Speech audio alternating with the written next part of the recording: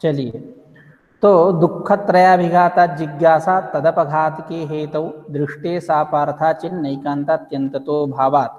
इस प्रथम कारिका पे हम लोग चर्चा कर रहे हैं। पादद्वय तक हम लोगों ने पूर्व में हम लोगों के द्वारा चर्चा की गई, यानी दुःखत्रयाभिघाता जिज्ञासा तदपघात के हेतु तक। आज हम लोग जो अवशिष्टांश है उसकी चर्चा करेंगे, यानी तृतीय और चतुर्थ पाद की चर्चा करेंगे। आचार्य वाचस्पति मिश्र सांख्य तत्व कौमुदीकार इस पे क्या कह रहे हैं इसकी चर्चा करेंगे। तो सामान्य रूप से सूत्र रूप से जान जाते हैं कि दुःखत्रय यानी आध्यात्मिक, आधि भौतिक और आधि दैविक, ये दुःखत्रय है। इस दुःखत्रय में जो आध्यात्मिक दुख है यह आंतरोपाय साध्य होने के कारण इसको हम आध्यात्मिक बोलते हैं, और आधि भौतिक और आधि दैविक जो दुख हैं वो बाह्योपाय साध्य होने के कारण उसको हम आधि भौतिक और आधि दैविक बोलते हैं। यह जो आध्यात्मिक दुख है इसके दो भेद होते हैं, एक शारीरिक, दूसरा मानसिक। शारीरिक दुख क्या है? तो वात पित्त श्लेष्मणाम वैषम्य निमित्तम, वायु पित्त और श्लेष यानी कफ, इनकी विषमता होने पर जो दुख होता है उस दुख का नाम है शारीरिक दुख। और मानसिक दुख क्या है? काम क्रोध लोभ मोह भय ईर्ष्या विषाद और विषय विशेष का अदर्शन, मतलब विषय विशेष न दिखना, यह मानसिक दुख है। तो इस प्रकार यह आध्यात्मिक दुख है। आदि भौतिक दुख क्या है? तो ग्रंथकार ने सांख्य तत्व कौमुदीकार आचार्य वाचस्पति मिश्र ने कहा था कि पशु मानुष पशु मृग पक्षी सरीसृप स्थावर निमित्तम, यानी मनुष्य के द्वारा पशु पक्षी मृग सरीसृप यानी सांप और स्थावर फेंट कूट जंगम इत्यादि स्थावर जंगम, इनके द्वारा जो उत्पन्न जो दुख है उस दुख को हम बोलते हैं आधि भौतिक। अब उसमें हम लोगों ने चर्चा यह भी किया था कि पशु शब्द का भी उपाख्यान है और मृग शब्द का भी आख्यान किया गया, यानी पशु और मृग अलग अलग हैं क्या? सामान्यतः लोक में तो यही देखा जाता है मृग भी पशु है, ये पृथक पृथक उपादान क्यों करते हैं? तो इसके ऊपर हम लोगों ने ये विचार किया था कि नहीं, यहाँ पशु शब्द से लेना है कि जो चार पैर वाले हैं, गांव और नगर में निवास करने वाले, उनको लेना है, और मृग शब्द से अरण्यस्थ जो हैं उनको लेना है। अरण्यस्थाः चतुष्पदाः गृह्यन्ते, ऐसा करके मतलब कुछ विशेषता है। ये गोबलिवर्धन न्याय कह लीजिए या ब्राह्मण वशिष्ठ न्याय कह लीजिए, इसके कारण इसका पृथक उपादान है। तो अब इसके बाद आधिदैविक दुख का नंबर आता है। आधिदैविक दुख यानी यक्ष राक्षस विनायक ग्रहादि आवेश निबंधन जो दुख है उसको बोलते हैं हम आधिदैविक। यक्ष, यक्ष गंधर्व इत्यादि आप पुराण पढ़िए, उनकी कथाएं बहुत मिलेंगी। और मैं बता दूं कि ये जो स्थल है जहां से मैं बोल रहा हूँ, ये रामटेक, ये यक्ष के नाम से प्रसिद्ध ही है। ये मेघदूत की रचना यही रामगिरी पर्वत है, इसी पर्वत पे हुई। यक्ष को 1 साल के लिए श्राप मिला था। अद्य वर्ग अस्ति वा? प्रचलति इदानीं वर्गः प्रचलति। हेलो। तो यक्ष मतलब ये यक्ष राक्षस विनायक ग्रह, विनायक यानी देव जाति विशेष, देव जाति विशेष यानी विघ्नोत्पादक देव जाति विशेष, जो विघ्न को उत्पन्न करे। इनका जो आवेश है, नाराजगी, तन्मूलक जो दुख है उसको बोलते हैं हम आधिदैविक। इस प्रकार दुखत्रय हुए आध्यात्मिक, आधि भौतिक और आधि दैविक। अब यह दुखत्रय का उन्मूलन, मया ध्वनि श्रूयते वा? हाँ श्रूयते। हेलो। तो ये चर्चा, तो ये दुखत्रय है। इन दुखत्रय का जब अभिघात होता है, अभिघात का मतलब क्या आता? आचार्य वाचस्पति मिश्र कहेंगे आगे, हम लोग चर्चा करेंगे इसकी कि अभिघातो नाम तदनेन दुःखत्रयेण अंतःकरणवर्तिना चेतना शक्ति प्रतिकूलनीयतया अभिसंबंधः। यानी यह दुःखत्रय कहाँ रहता है? अंतःकरण में। अंतःकरण में रहने वाला यह जो दुःखत्रय है, इस दुःखत्रय के साथ जो चित्त शक्ति है, चैतन्य है, इसका संबंध होना अभिघात ही इसका नाम है। यह प्रतिकूलनीयतया, क्यों कि अनुकूल वेदनीय जो होता है वो तो सुख होगा, प्रतिकूल वेदनीय जो रहेगा वही दुख है। तो प्रतिकूलनीयतया संबंध होना ही यह दुख है, अभिघात है। तो दुःखत्रय का अभिघात होने गणे पर, उपरि कोऽपि अध्यापक नास्ति वा? हेलो आदित्य, हेलो, जी आवाज भैया। हमारी आवाज आ रही है? जी भैया। Okay okay. प्रचल, चलो।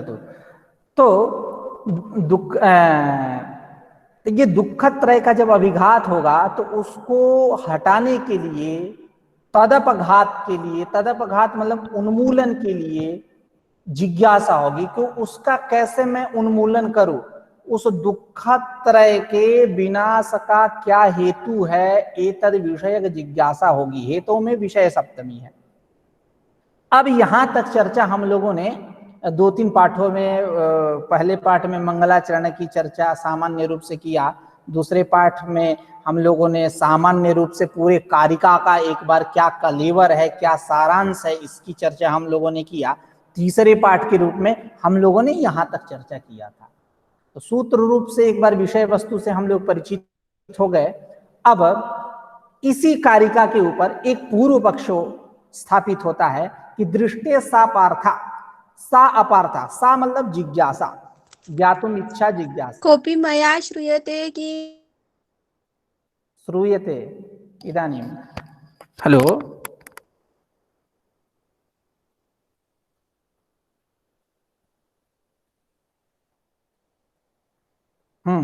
हेलो, हाँ। तो दृष्टे सा अपार्था, दृष्टे सा अपार्था यानी यह सांख्य शास्त्रोक्त जो जिज्ञासा कर रहे हैं, जो जिज्ञासा कर रहे हैं, सांख्य शास्त्रीय जिज्ञासा, शास्त्र विषयणी व जिज्ञासा, यह जिज्ञासा करने की कोई आवश्यकता नहीं।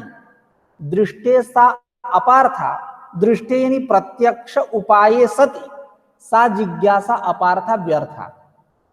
प्रत्यक्ष उपाय के रहने पर यह सांख्य शास्त्रोक्त जो जिज्ञासा है, यह जिज्ञासा व्यर्थ है। क्यों व्यर्थ है? कि यह जो आगे कहेंगे सांख्य तत्व कौमुदी का इसके विषय में, लेकिन मैं बता दूं, क्योंकि यह दृष्ट उपाय जो है, प्रत्यक्ष उपाय सुकर है, उसके अपेक्षा इसमें लघुता है। वह सांख्य शास्त्रोक्त जो जिज्ञासा है वह अनेक जन्म आयास साध्य है, इसलिए वो अति दुष्कर है। तो अति दुष्कर होने के कारण तद विषय की जिज्ञासा क्यों करेंगे? हम लघु सुकर जो उपाय है, संक्षिप्त जो उपाय है, उसी का हम आश्रयण करेंगे। तो इस प्रकार दृष्टे उपाय सती, प्रत्यक्ष उपाय होने पर वह सांख्य शास्त्रोक्त जो जिज्ञासा है व्यर्थ है। इति चेत न एकांतात्यंततो भावात्, ये उसका समाधान है कि आप ऐसा नहीं कह सकते यह सांख्य शास्त्रोक्त जिज्ञासा, शास्त्र विषयणी वा जिज्ञासा अपार्था व्यर्था इति न वक्तुं शक्यते। यतो हि एकांतात्यंततो भावात् तेन उपायेन, लौकिकेन उपायेन, दृष्ट उपायेन दुःखत्रयस्य ऐकांतिक आत्यंतिक इति उभयविध निवृत्तिः न भवितुमर्हति इति एवं धिया ग्रंथकारेण अत्र शास्त्र विषयणी जिज्ञासा एव समधिगता। तो इति चेत न, प्रत्यक्ष उपाय होने पर यह सांख्य शास्त्रोक्त जिज्ञासा व्यर्थ है, तो आप ऐसा नहीं कह सकते। क्योंकि एकांतात्यंततो भावात्, एक, अब यहां थोड़ी सी समास करते हैं, एकांतश्च अत्यंतश्च इति एकांतात्यंतौ, तयोः इति एकांतात्यंततः। तयोः, यहां देखिए तस्सिल प्रत्यय नहीं है, जैसे ततः बनता है पंचम्यास तस्सिल, वो तस्सिल प्रत्यय नहीं है। यहाँ क्या है? सार्वविभक्तिकस्तस्य, सार्वविभक्तिकस्तस्य कहने का कहने का तात्पर्य क्या है कि सारी विभक्तियों से तसी प्रत्यय हो जाएगा। अब द्वितीया से लाना चाहो, तृतीया से लाना चाहो, चतुर्थी से ला, पंचमी से लाने की कोई आवश्यकता नहीं, उसके लिए पंचम्य तसील है, सार्वविभक्ति का तसील। तो एकांतश्च अत्यंतश्च इति एकांतात्यन्तौ तयोः एकांतात्यन्ततः, उधर अभावः है तो अभावः एकांतात्यन्ततः अभावः तस्मात् एकांतात्यन्ततो भावः। यानी अब यहाँ थोड़ी सी समझते हैं सामान्य रूप से, ये ऐकांतिक और आत्यंतिक दुख निवृत्ति की बात हो रही है। ऐकांतिक और आत्यंतिक दुख की निवृत्ति जिसके द्वारा हो, जिस उपाय के द्वारा हो, जिस साधन के द्वारा हो, वही साधन हमारे लिए यहाँ ग्राह्य है।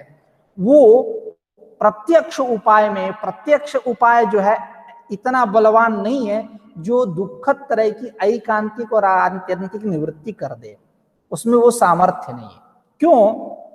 पहली बात समझते हैं ऐकांतिकत्व क्या है और आत्यंतिकत्व क्या है। तो दुख निवृत्ते है अवश्यम भाव, ऐकांतिकत्वम नाम दुख निवृत्ते है अवश्यम भाव। जहां दुख की निवृत्ति अवश्य रूप से हो तो कोई गारंटी नहीं कि लौकिक उपाय के द्वारा दुख की निवृत्ति अवश्य रूप से होगी ही, कोई गारंटी नहीं। तो उसमें ऐकांतिकत्व नहीं है लौकिक उपाय में, क्या है, अनैकांतिकत्व बैठ गया और अनात्यंतिकत्व भी है, यानी आत्यंतिकत्व भी नहीं है। आत्यंतिकत्व नाम निवृत्तस्य दुःखस्य पुनः अनुत्पादः, एक बार दुख चला गया तो पुनः उसको उत्पन्न न होना, यही आत्यंतिक निवृत्ति है। लेकिन लौकिक उपाय में यह भी संभव नहीं है। एक बार दुख गया, लौकिक उपाय के द्वारा दुख की दुखत्रय तापत्रय की निवृत्ति हुई, फिर उत्पन्न न हो, इसकी भी कोई गारंटी नहीं है। तो उसमें अनात्यंतिकत्व है।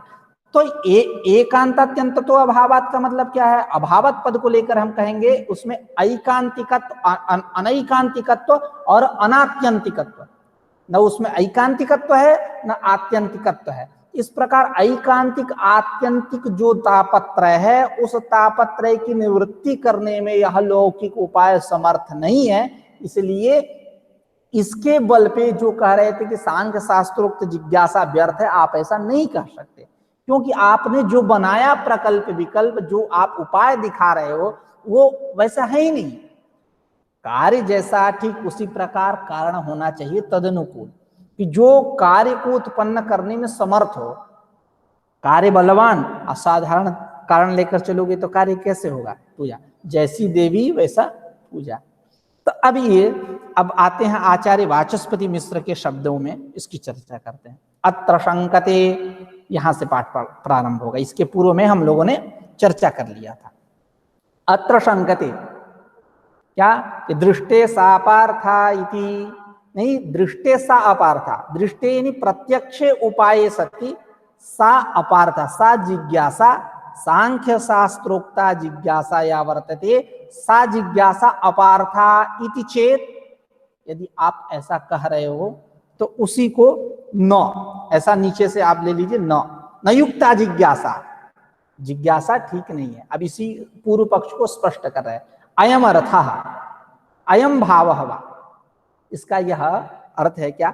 अस्तु तर्हि दुःखत्रयं जिहासितञ्च तद्भवतु भवतु तच्छक्यहानं सहतां च शास्त्रगम्य उपायः तदुच्छेतुं, तथापि अत्र प्रेक्षावतां जिज्ञासा न युक्ता दृष्टस्यैव उपायस्य तदुच्छेदकस्य सुकरस्य विद्यमानत्वात् तत्वज्ञानस्य तु अनेक जन्माभ्यास परंपरायास साध्यतया अति दुष्करत्वात्।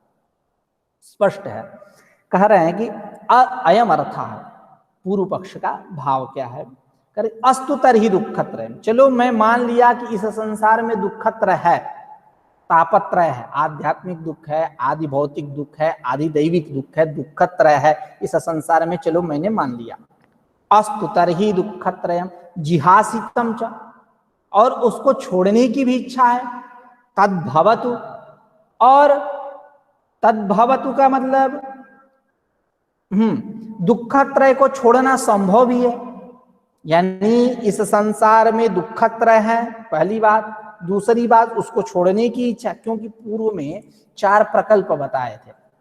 4 प्रकल्प, जो लोग नए हैं तो उन लोगों के लिए मैं बता दे रहा हूं। जो 4 प्रकल्प बताए गए थे एवं ही शास्त्र विषयो न जिज्ञास्येत, क्या यदि दुखम नाम जगति न स्यात्, दुख नामक कोई वस्तु इस जगत में न हो तब शास्त्र विषय की जिज्ञासा नहीं हो, एक प्रकल्प।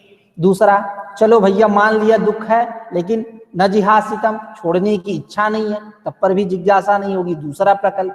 तीसरा प्रकल्प, जिहासितम वा अशक्य समुच्छेदम, चलो उसको छोड़ने की इच्छा है लेकिन उसका उच्छेद शक्य नहीं है, तीसरा।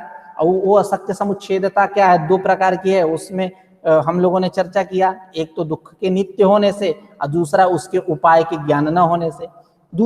चौथा प्रकल्प क्या था कि शक्य समुच्छेदत्वेपि च शास्त्र विषय से ज्ञान से अनुपाय भूताद्वा, चलो इसका उच्छेद शक्य होने पर भी उसके मतलब उसके उच्छेद का जो उपाय है, मतलब शक्य समुच्छेदत्वेपि च शास्त्र विषय से ज्ञान से अनुपाय भूतत्वा, यानी दुखत्रय का शक्य समुच्छेद होने पर भी, उच्छेद होने पर भी शास्त्र विषय का ज्ञान जो है ये उपाय न हो, मतलब इसके द्वारा दुखत्रय की निवृत्ति न हो। इस प्रकार चार विकल्प बतलाए गए थे। अब कह रहे हैं कि अयम अर्थः पूर्व पक्षस्य दृष्टेसा अपर्थ, इस पे अस्तु तर्हि दुखत्रयम, चलो मैं मान लिया कि दुखत्रय है, जिहासितंच, उसको छोड़ने की इच्छा भी है, तद्भवतु, और दुखत्रय को छोड़ना भी संभव है, भवतु च तच्छक्य हानम, और उसका हान नाश भी संभव है, शक्य है, सहताम च शास्त्रगम्य उपाय तदुच्छेतुम, और उस दुखत्रय के उच्छेद के लिए अनेक शास्त्र, सहताम मतलब समर्थ, शास्त्रगम्य उपाय तदुच्छेतुम, और उस दुखत्रय को निवृत्त करने के लिए शास्त्रगम्य उपाय भी समर्थ हो, चलो मान लिए। तथापि, तब पर भी, इतना सब कुछ होते हुए भी, अत्र प्रेक्षावताम जिज्ञासा न युक्ता, प्रेक्षावताम बुद्धिमताम, जो विदुषाम विद्वान लोग हैं उनको जिज्ञासा ठीक नहीं है यहाँ करनी, जिज्ञासा न करे। यानी क्या कि चलो मैं मान लिया कि दुखत्रय है, उसको छोड़ने की भी इच्छा है, उसका मतलब दुखत्रय का छोड़ना संभव भी है और उसका हान भी संभव है, शास्त्रगम्य उपाय उसको दूर करने में समर्थ भी है, समर्थ सहता मतलब समर्था, सहताम च शास्त्रगम्य उपाय तदुच्छेतुम, तब पर भी इतना सब कुछ होते हुए भी बुद्धिमान लोगों की जिज्ञासा यहाँ ठीक नहीं है। क्यों ठीक नहीं है? कह रहे हैं कि जब उपायांतर हो, अन्य उपाय हो, तो हम क्यों यह अनेक जन्म परंपरा आयास साध्य, यह जो तत्व ज्ञान है तुरंत उत्पन्न होने वाला नहीं, बहुत जन्म लेने पड़ेंगे, बहुत सारी परंपरा को झेलना पड़ेगा, बहुत सारे परिश्रम आयास साध्य है, यह जो हम क्यों करेंगे? जब सुकर उपाय लघु उपाय है तो हम क्यों करेंगे? जैसे इसी बात को मन में उद्देश्य करते रख के आचार्यों ने सूची कटाहन न्याय भी बनाया। सूची कटाहन न्याय मतलब पहले लोहार के पास गया एक व्यक्ति, मतलब कढ़ाई बनाने के लिए जिसमें सब्जी बनाई जाती है, एक सूची बनाने के लिए सुई, तो लोहार जब सूची बनवाने वाला जो था, जो गया, वो बाद में आया, कढ़ाई बनाने वाला पहले से बैठा था। तो लोहार क्या किया, पहले सूची का बनाया यानी सुई बनाया, उसके बाद कढ़ाई। तो वो पूछा कि ऐसा क्यों? कहा कि इसमें कम परिश्रम है, जल्दी बन जाएगा, उसमें ज्यादा समय लगेंगे, इसलिए इसको बना के जल्दी से खाली हो गया। उसी प्रकार यदि सुकर उपाय हो, सरल उपाय हो, तो हम क्यों अनेक जन्म आयास परंपरा साध्य हम सांख्य शास्त्रोक्त जिज्ञासा करेंगे? इसी बात को यहाँ कह रहे हैं कि तथापि प्रेक्षावतामत्र जिज्ञासा न युक्ता, क्यों? दृष्टस्यैव उपायस्य तदुच्छेदकस्य सुकरस्य विद्यमानत्वात्, करें दृष्टस्यैव उपायस्य तदुच्छेदकस्य ने तापत्रय उच्छेदकस्य, दुःखत्रय उच्छेदकस्य, नाशकस्य, उन्मूलकस्य, क्या? दृष्टस्यैव उपायस्य, प्रत्यक्ष उपाय के रहने पर, और यह प्रत्यक्ष उपाय कैसा है? सुकर है, सरल है, इसके विद्यमान रहने पर जो तत्व ज्ञान है, जो अनेक जन्म अभ्यास परंपरा आयास साध्य है, अति दुष्कर है, उसको हम क्यों मानेंगे? उसका अवलंबन क्यों करेंगे? इसलिए एतावता क्या निकला? प्रेक्षावताम जिज्ञासा न युक्ता, बुद्धिमानों के लिए यहाँ जिज्ञासा ठीक नहीं है। उसी को कह रहे हैं कि दृष्टस्यैव, एक बार पंक्ति पढ़ दें, दृष्टस्यैव उपायस्य तदुच्छेदकस्य, यानी तदुच्छेदकस्य दुःखत्रय उच्छेदकस्य दृष्टस्यैव सुकरस्य उपायस्य विद्यमानत्वात् तत्वज्ञानस्य कीदृशस्य तत्वज्ञानस्य अनेक जन्म अभ्यास परंपरा आयास साध्यतया तत्वज्ञानस्य अति दुष्करत्वात्, यह अति दुष्कर है इसलिए लघु उपाय ही मानो, ऐसा इति पूर्व पक्षः। क्या निकला कि प्रेक्षावताम जिज्ञासा न युक्ता, यह बात स्पष्ट हुई। अब एक बार पंक्ति का वाचन कर लिया जाए। अत्र शंकते दृष्टे सापार्था चेत इति अयमर्थः अस्तु तर्हि दुःखत्रयं जिहासितञ्च तद्भवतु भवतु तच्छक्यहानं सहतां च शास्त्रगम्य उपायस्तदुच्छेतुं तथापि यत्र प्रेक्षावतां जिज्ञासा न युक्ता दृष्टस्य उपायस्य तदुच्छेदकस्य सुकरस्य विद्यमानत्वात् तत्वज्ञानस्य तु अनेक जन्माभ्यास परंपरा आयास साध्यतयाति दुष्करत्वात् तथा च लौकिकानाम आभड़कः, जैसा कि लौकिकों का कथन भी है। लौकिक के विषय में हम लोगों ने शायद प्रथम पाठ के रूप में चर्चा किया। यहाँ लौकिक का मतलब लोके भवः सत्तावान, यानी ये नहीं पामर आदि पांसुल पाद नहीं लेना है, अत्यंत गंवार नहीं लेना है, यानी जो आचार व्यवहार निपुण हो लेकिन विद्वत गोष्ठी में बैठने लायक न हो। ऐसा हम लोगों ने शायद प्रथम पाठ के रूप में ही चर्चा किया था कि लोके भवः सत्तावान न विद्वत गोष्ठ्याम उपवेष्टुम अर्हति, ये नहीं कि विद्वानों की गोष्ठी में बैठने लायक हो। इति लौकिक अर्थात व्यवहारज्ञ हो लेकिन शास्त्रीय संस्कार विधुरः न रहा, शास्त्रीय संस्कार से रहित हो, ऐसा लौकिक। तो तथा च लौकिका नाम आभड़का, लौकिकों का कथन भी है। अर्के चेत, कहीं कहीं अर्के कहीं कहीं अक्के, ऐसा पाठ मिलता है। अक्के चेन मधुबिंदेत किमर्थम पर्वतम व्रजेत इष्टस्यार्थस्य संसिद्धेः को विद्वान यत्नमाचरेत। अर्क, अर्क बोलते हैं मदार का वृक्ष, अर्क यानी मदार का वृक्ष। कहीं कहीं अर्क का अर्थ है बीथी इत्यादि, समीपवर्ती जो वस्तु।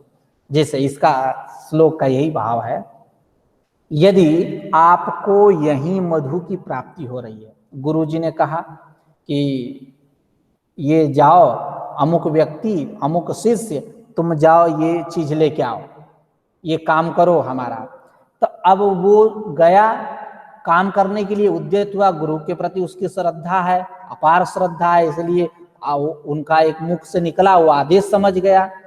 लेकिन घर कहे गुरु जी की जाओ मधु लेके आओ, और घर से जो कुटिया से बाहर निकला तो तुरंत उसको मधु मिल गया। मदार के पेड़ के पास अपना मधुमक्खी खोता लगाई थी, अपना जाल बनाई थी, छाता लगाई थी, वही मिल गया। अथवा कहीं उसके पास में कुटिया के बाहर में कोई दुकान उकान होगा, वहां मिल गया। तो क्यों पर्वत पे जाएगा, उतना दूर आयास साध्य स्थल में क्यों जाएगा लाने के लिए। तो उसी प्रकार को विद्वान यत्नमाचरित अक्के चिन मधुविंदेता, मतलब अक्के मतलब बीथिकायाम एवं मधुविंदेता, मधु की प्राप्ति हो जा रही है तो किमर्थम पर्वतम व्रजे, क्यों पर्वत को जाएगा। इष्टस्यार्थस्य संसिद्धौ को विद्वान यत्नमाचरेत, यदि इष्ट अर्थ की अभिलषित जो अर्थ है, अभिप्सित जो अर्थ है उसकी पूर्ति हो जा रही है, प्राप्ति हो जा रही है, तो कौन विद्वान जो होगा वो यत्नमाचरेत, यत्न करेगा। एतावता क्या निकला कि जो अनेक जन्म परंपरा आयास साध्य जो सांख्य शास्त्रोक्त उपाय है, उस उपाय के अपेक्षा लौकिक उपाय जो है यह सुकर है, इस उपाय का ही हम अवलंबन करेंगे, क्यों सांख्य शास्त्रोक्त जिज्ञासा करेंगे। इस प्रकार पूर्व पक्ष बन के तैयार हुआ और करेंगे अच्छा ठीक है पूर्व पक्ष बना। उसी पूर्व पक्ष में बात चलेगी अब कि ये बताओ आध्यात्मिक दुख, आदि भौतिक दुख, आदि दैविक दुख, इस दुखत्रय के स्वरूप में हम लोगों ने चर्चा किया। दुखत्रय पूर्व पक्षी उत्तर पक्षी कह रहा कि दुखत्रय के विषय में तो मैंने बताया तुमको पूर्व पक्षी को कि दुखत्रय मतलब ये, उसमें आध्यात्मिक के ये भेद, उसका ये स्वरूप, आध्यात्मिक दुख ये, मानसिक दुख ये, आदि भौतिक दुख ये और आदि दैविक दुख ये बताया। अब ये तुम बताओ पूर्व पक्षी, तुम बार बार हट कर रहे हो, कह रहे हो कि नहीं लौकिक उपाय से ही इस दुख त्रय की हम निवृत्ति करेंगे, तो अब ये बताओ आध्यात्मिक दुख की निवृत्ति के लिए कौन लौकिक उपाय है? मानसिक दुख की निवृत्ति के लिए लौकिक उपाय बताओ, आदि भौतिक दुख की निवृत्ति के लिए लौकिक उपाय बताओ, आदि दैविक दुख की निवृत्ति के लिए आदि दैविक दुख की निवृत्ति के लिए लौकिक उपाय बताओ। इस प्रकार तुम लौकिक उपाय बताओ, कौन सा लौकिक उपाय है? तो वही करें, संति चोपायाः शतशः शरीर दुख प्रतिकारायै शतकराः भेषजां वरैः उपदिष्टाः। कह रहे संति चोपायाः शतशः, सैकड़ों उपाय हैं। इसलिए दुख शारीर दुख प्रतिकाराय, शारीरिक दुख जो वात पित्त श्लेष मणाम वैषम्य निमित्तम, जो शारीरिक दुख है, तो शारीरिक दुख के प्रतिकार के लिए, शारीरिक दुख के उन्मूलन के लिए, शारीरिक दुख के नाश के लिए शतशः चोपायाः, हजारों मतलब सैकड़ों उपाय हैं। किनके द्वारा कहा गया? ईशतकराः सरलाः, ईशतकराः मतलब सरल, ज्यादा परिश्रम साध्य नहीं। भेषजाम वरैः उपदिष्टा, भेषजाम वरैः मतलब वैद्य महोदय, वैद्य सुसेन जो रावण के यहाँ लंका में थे, तो वैद्य भेषजाम, भेषज मतलब होता है औषधि, भेषजाम वरैः यानी वैद्य वरैः उपदिष्टाः उपायाः शतशः उपायाः उपदिष्टाः, मतलब वैद्यों के द्वारा सैकड़ों उपाय बताए गए हैं शारीरिक दुख के निवृत्ति के लिए। इस प्रकार हो गया, लौकिक उपाय बताए गए हैं, ये खाओ वो खाओ, ये कल्पनाथ का पतई पी के पियो, पीस के पियो, पानी उसका पियो, बुखार लग गया है तो तमाम लौकिक उपाय हैं, जॉन्डिस हो गया तो ये दवा खाओ, ये गदपूर्णा की सब्जी खाओ, साग खाओ इत्यादि तमाम लौकिक उपाय हैं। आंख में कहीं चोट लगा, हाथ में चोट लगा, हड्डी टूटी, तमाम अनेक लौकिक उपाय हैं। ये शारीरिक सब दुख ही है, उनके प्रतिकार के लिए अनेक उपाय बताए गए हैं। तो इस प्रकार संति शतशः, संति चोपायाः शतशः, शतशः उपायाः संति शरीर दुख प्रतिकारायाः कीदृशाः उपायाः ईशतकराः सरलाः, सरल है, भेषजां वरैः उपदिष्टाः मतलब वैद्य वरैः उपदिष्टा, वैद्यों के द्वारा कहा गया है। और मानसिक दुख की जो बात है, मानसिक दुख कौन? काम क्रोध लोभ मोह भय ईर्ष्या विषाद विषय विशेषा दर्शन निबंधन, यही है मानसिक दुख। इस मानसिक दुख के निवृत्ति के लिए भी उपाय बताए गए हैं। क्या? मानसस्यापि संतापस्य प्रतिकाराय मनोज्ञ स्त्री पान भोजन विलेपन वस्त्रालंकारादि विषय संप्राप्ति उपाय सुकरः सरलः। कह रहे हैं कि मनोज्ञ स्त्री, मानसिक दुख मतलब वो चाह रहा है जो वो नहीं मिल रही है, तो मनोज्ञ स्त्री मतलब मनोहारिणी, मनोरमा कह लें, प्रौढ़ मनोरमा नहीं, मनोरमा, मनोज्ञा, तो मनोज्ञ स्त्री और पान सबको मनोज्ञ में ले जाइएगा, मनोज्ञ शब्द का शब्द सबके साथ अन्वय कर दीजिए। मनोज्ञ पान, मनोज्ञ भोजन, मनोज्ञ विलेपन, एकदम चंदन विलेपन जो होता है, मनोज्ञ वस्त्र, बढ़िया बढ़िया वस्त्र पहने, और अलंकार आदि, यह जो विषय संप्राप्ति उपाय, यह जो प्राप्ति के उपाय हैं, इनके द्वारा मानसिक दुख की निवृत्ति हो सकती है। यानी मनोज्ञ स्त्री, पान, भोजन, विलेपन, वस्त्र, अलंकार आदि जो विषय है, संप्राप्ति उपाय सुकरः मतलब यह इन विषयों की प्राप्ति जो है, प्राप्ति रूप जो उपाय है, सुकर सरल साधारण ईशत कर जो उपाय है, इनके द्वारा मानसिक दुख की निवृत्ति हो सकती है। हम क्यों माने सांख्य शास्त्रोक्त जिज्ञासा? इस प्रकार दो को किनारे लगा दिए, यानी शारीरिक दुख और मानसिक दुख की निवृत्ति लौकिक उपाय से हो सकती है। अब आते हैं आदि भौतिक पे।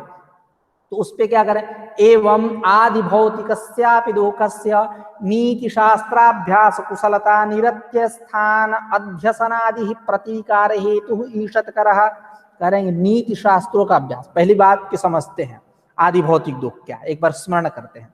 आदि भौतिक दुख मनुष्य, पशु, मृग, पक्षी, स्थावर, सरीसृप, स्थावर निमित्त, इनके द्वारा होने वाला दुख।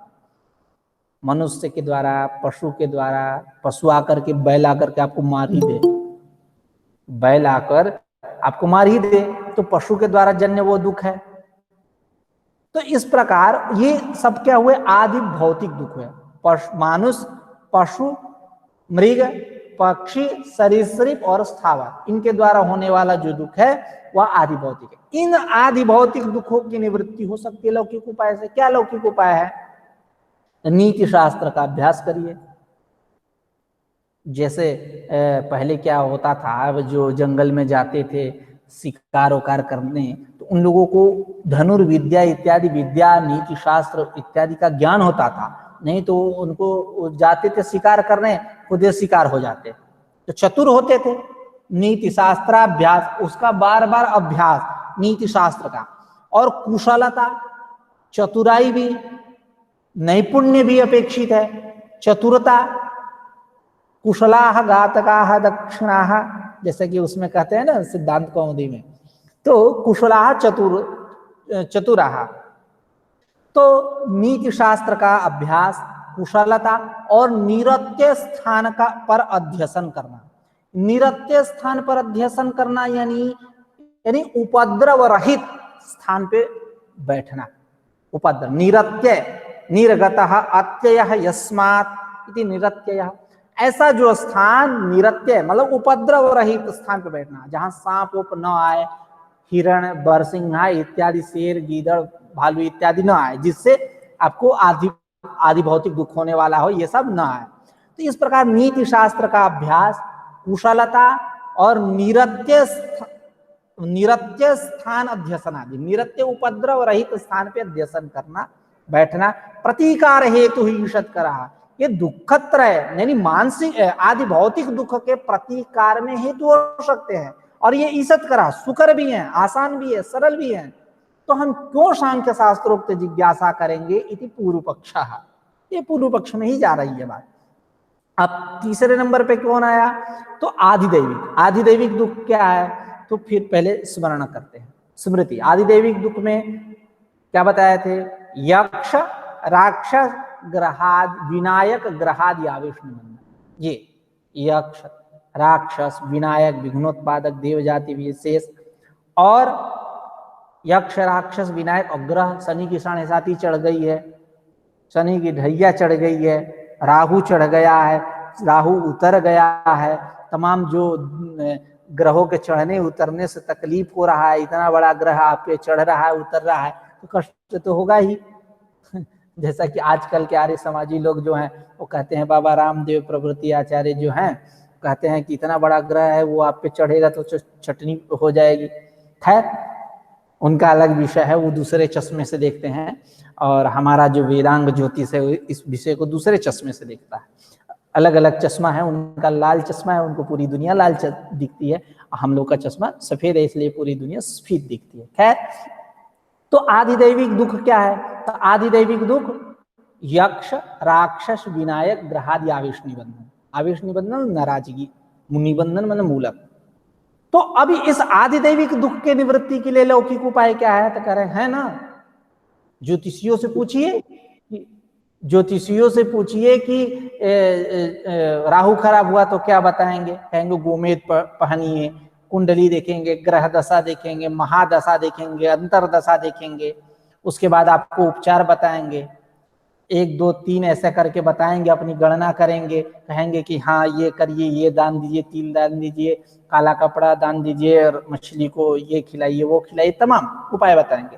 तो मणि मंत्र और मणि धारण के लिए भी बात करेंगे, कहेंगे गोमेद पहनिए। अन्य चंद्रमा खराब है, चंद्रमा नीच है, कहीं कहीं चंद्रमा नीच भी होता है, प्राय करके देखा ही जाता है चंद्रमा नीच ही होता है। जिसके कुंडली में नीच हो गया तो वहाँ वहां मोती पहना दिया जाता है। खैर, तो ये मणि मंत्र मंत्र, अब आपको बिच्छी काट लिया, सांप काट लिए, तो गांव देहात में आप देखिए बुलाते हैं और उसकी झाड़ाई फुकाई होती है, झाड़ फूक होता है। तो ये मणि मंत्र औषध ये सब कैसे उपाय हैं? लौकिक उपाय है।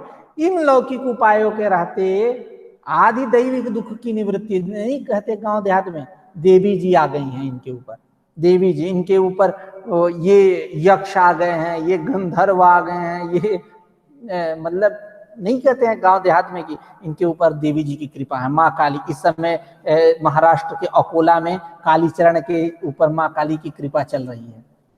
तो इस प्रकार मणि और मंत्र और औषधि इत्यादि का उपयोग जो है यह सरल है दुखत्रय के प्रतिकार में, मतलब आदिदैविक दुख के प्रतिकार में। तो हम क्यों सांख्य शास्त्रोक्त जिज्ञासा करेंगे? एतावता यह बात स्पष्ट हुई कि दुखत्रय की निवृत्ति के लिए लौकिक उपाय हैं। शारीरिक दुख के लिए, मानसिक दुख के लिए, आदि भौतिक दुख के लिए, आदि दैविक दुख के लिए, इस प्रकार सभी प्रकार तापत्रय दुखत्रय की निवृत्ति के लिए तत्तद उपाय हैं। हम क्यों सांख्य शास्त्रोक्त जिज्ञासा करें? यह पूर्व पक्ष हुआ। तथा ही उसी को कर रहे हैं आदि दैविक पे। तथा ही आदि दैविकस्यापि दुःखस्य मणिमंत्रौषधादि उपयोगः सुकरः प्रतिकारोपाय, मतलब दुखत्र प्रतिकारोपाय, प्रतिकार मतलब उन्मूलन नाश, उनके उपाय के रूप में यह उपाय सुकर है। क्यों हम मानेंगे सांख्य शास्त्र के जिज्ञासा? तो ये तृतीय पाद का अर्थ रहा, जो दृष्टे सापार्था इति चेत न, क्या समाधान दिए? एकांतात्यंत तो भावात, ऐकांतिक और आत्यंतिक निवृत्ति नहीं होने वाली है। लौकिक उपाय भले तत्तद दुख के लिए तत्तल लौकिक उपाय हों, मान लिया, लेकिन ऐकांतिक और आत्यंतिक निवृत्ति नहीं होने वाली। ऐकांतिक और आत्यंतिक निवृत्ति कब होगी? जब आप सांख्य शास्त्रोक्त शास्त्रीय जिज्ञासा करोगे। क्यों? उसी में वो सामर्थ्य है, उसी को कहता है निराकरोति।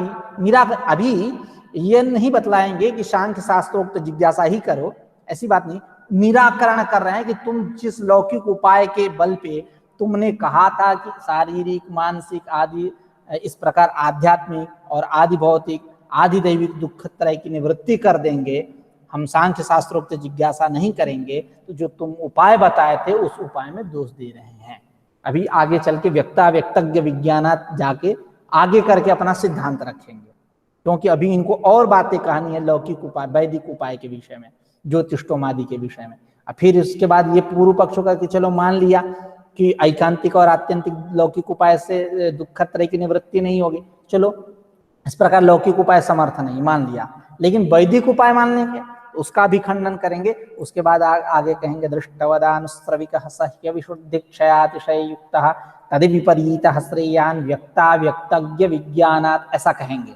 ठीक है, तो वो इनका सांख्य शास्त्रियों का सिद्धांत है। अब आते हैं निराकरोति।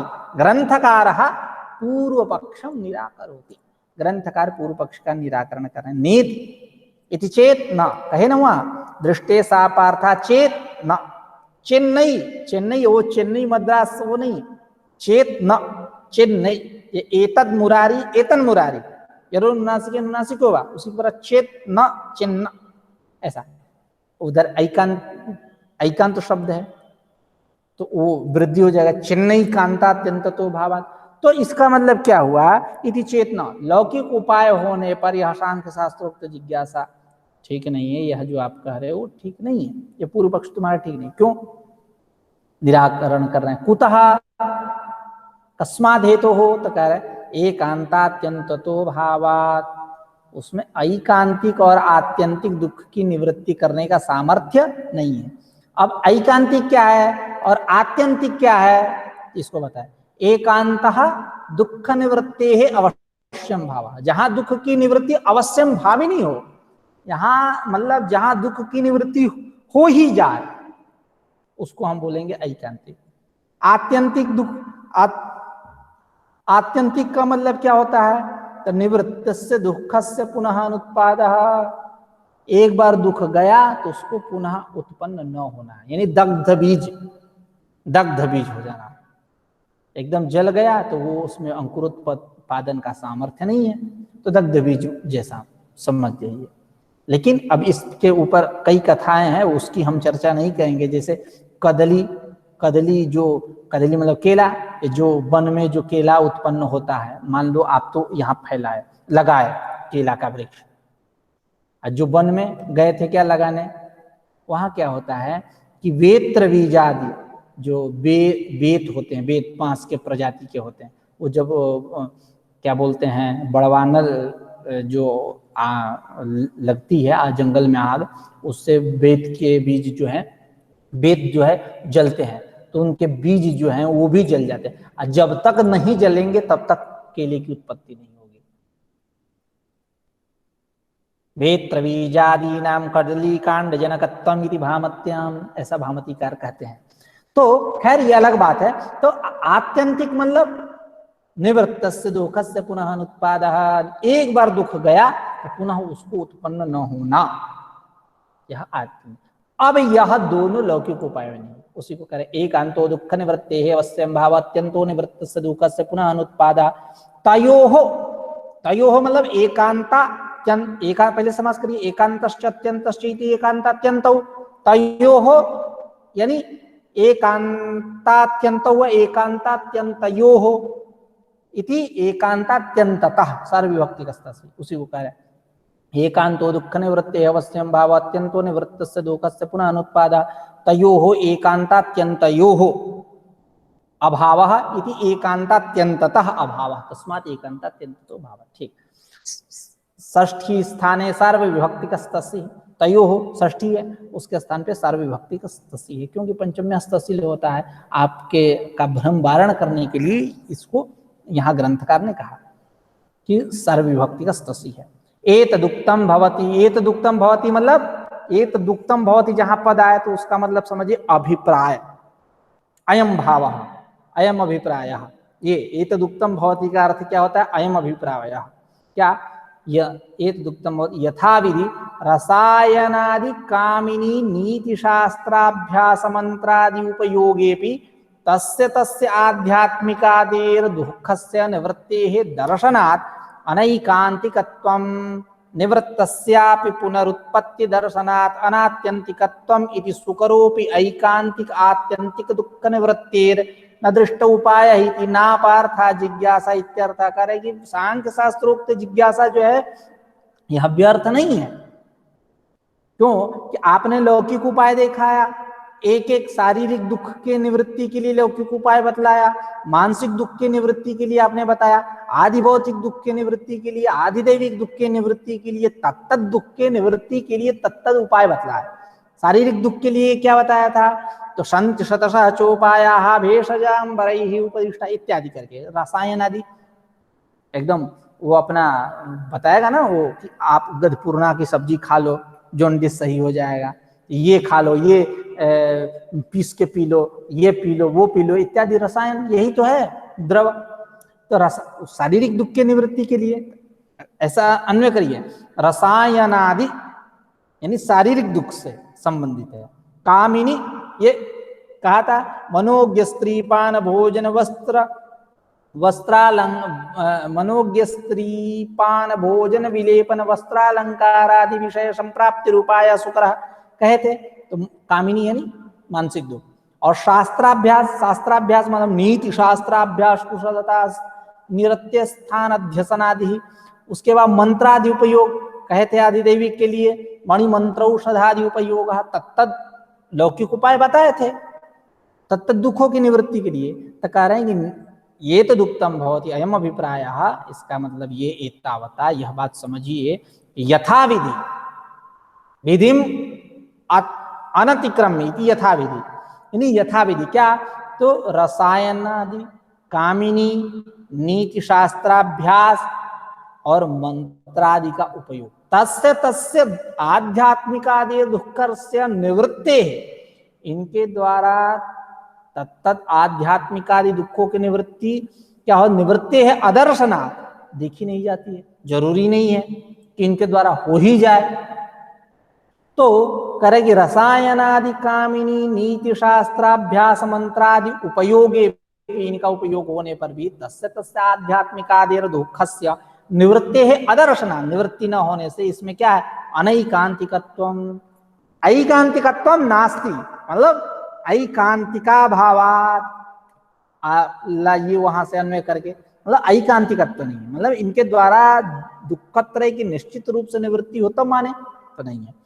और अनात्यंतिकत्व भी है।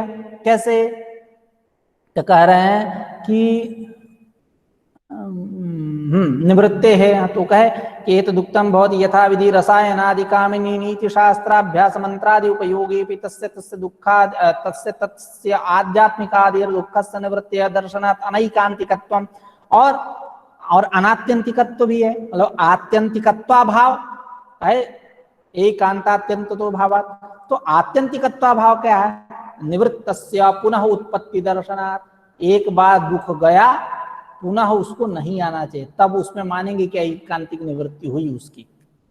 लेकिन इसकी कोई गारंटी नहीं है, लौकिक उपाय में वो सामर्थ्य नहीं है कि एक बार खदेड़ दिया तो फिर बाद में आएगा नहीं। तो निवृत्तस्य पुनः उत्पत्ति दर्शनात् अनात्यंतिकत्व, उसमें अनात्यंतिकत्व है, किसमें, लौकिक उपाय में। इति सुकरोपि ऐकांतिक आत्यंतिक दुख निवृत्ति है न दृष्ट उपाय ही ना पार्था जिज्ञासाकार है कि इस प्रकार ऐकांतिक और आत्यंतिक दुख की निवृत्ति करने में यह लौकिक उपाय जो है न सुकरहा, मतलब समर्थ नहीं है, सरल नहीं है, क्योंकि हो ही नहीं रहा इससे, ऐकांतिक और आत्यंतिक दुख की निवृत्ति नहीं हो रही। तो अगर इति सुकरोपि ऐकांतिक आत्यंतिक दुख निवृत्ति है न दृष्ट उपाय, ऐकांतिक और आत्यंतिक दुख की निवृत्ति के लिए यह दृष्ट उपाय जो है न सुकरहा, सुकर नहीं है, सरल नहीं है, हो ही नहीं रहा, इसलिए ना पार्था जिज्ञासा, सांख्य शास्त्रोक्त जिज्ञासा व्यर्थ नहीं हुई, क्योंकि उसमें वो सामर्थ्य नहीं है, मतलब प्रत्यक्ष उपाय में। जो कह रहे हैं कि इति सुकरोपि ऐकांतिक आत्यंतिक दुख निवृत्ते है न दृष्ट उपाय इति ना पार्था जिज्ञासा इत्यर्थ।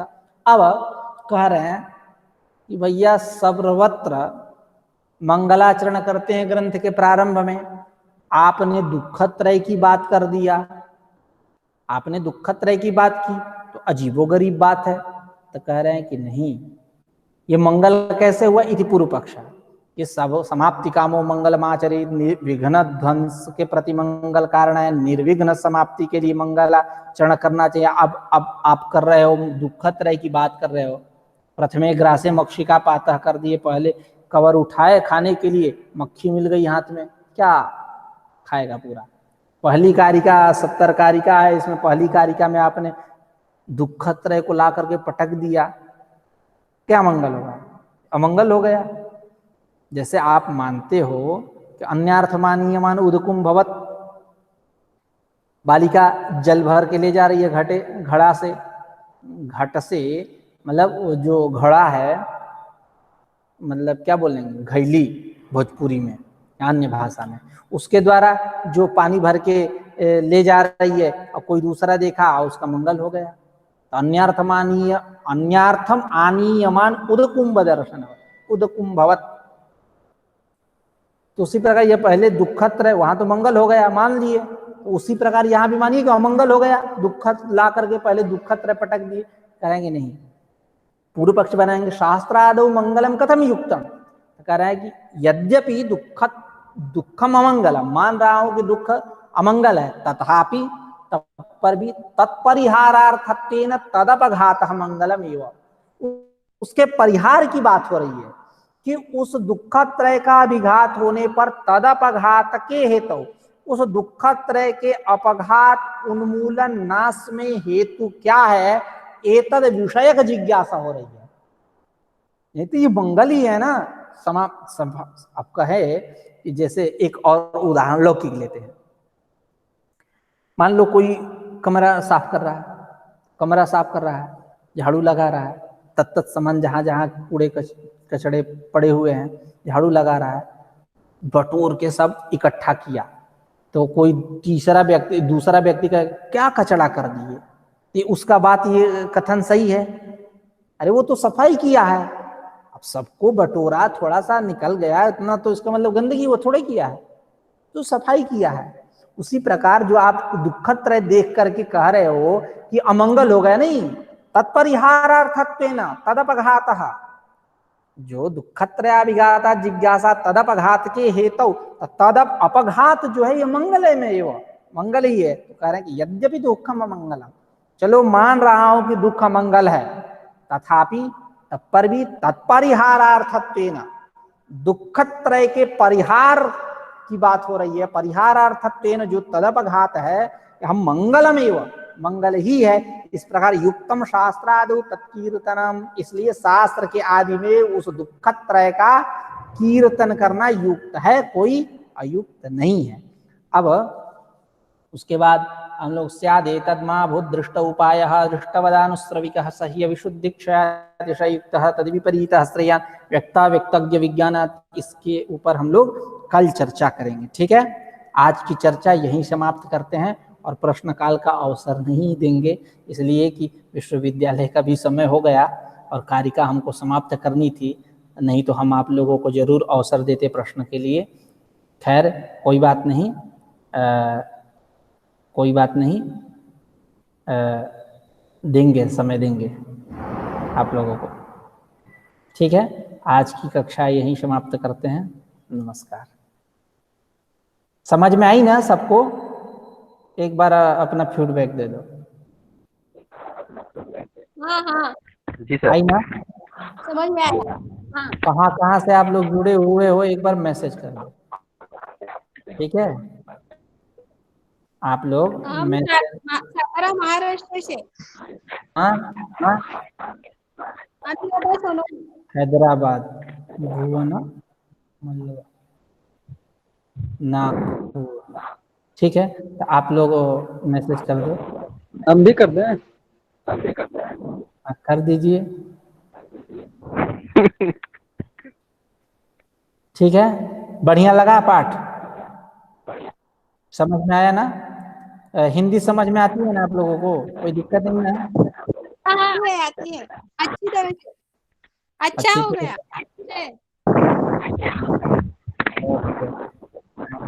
आप कक्षा इसी प्रकार चलेगी और जितने आपके अच्छे परिचित होंगे उनको भी बताइएगा, वो भी जुड़े, शांति तत्व कौमुदी का रसास्वादन करते हैं। ओके, नमस्कार।